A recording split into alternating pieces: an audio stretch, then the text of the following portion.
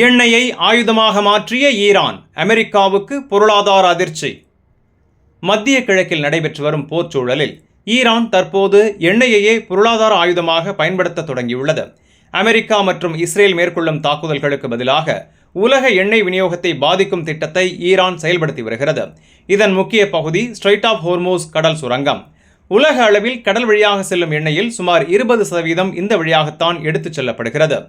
ஆனால் போர் தொடங்கியதிலிருந்து இந்த கடல் சுரங்கத்தில் எண்ணெய் கப்பல் போக்குவரத்து கடுமையாக குறைந்துள்ளது. சில தகவல்களின்படி கப்பல் போக்குவரத்து சுமார் 90% வரை சரிந்துள்ளதாக கூறப்படுகிறது. இது உலகளாவிய எண்ணெய் சந்தைக்கு பெரிய அதிர்ச்சியை ஏற்படுத்தியுள்ளது.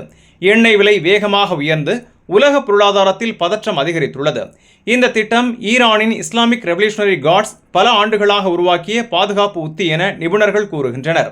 நேரடி ராணுவ பலத்தில் அமெரிக்காவை சமாளிப்பதை காட்டிலும் உலக பொருளாதாரத்தை பாதித்து அழுத்தம் கொடுப்பதே ஈரானின் நோக்கம் என மதிப்பிடப்படுகிறது. இந்த செய்தி உங்களுக்கு பயனுள்ளதா இருந்தா வீடியோவை லைக் பண்ணுங்க, உங்க கருத்தை கமெண்ட்ல பதிவு பண்ணுங்க. மேலும் வளைகுடா மற்றும் உலக செய்திகளை உடனுக்குடன் பெற Gulf 360 நியூஸின் தமிழ் சேனலை சப்ஸ்கிரைப் பண்ண மறந்துடாதீங்க.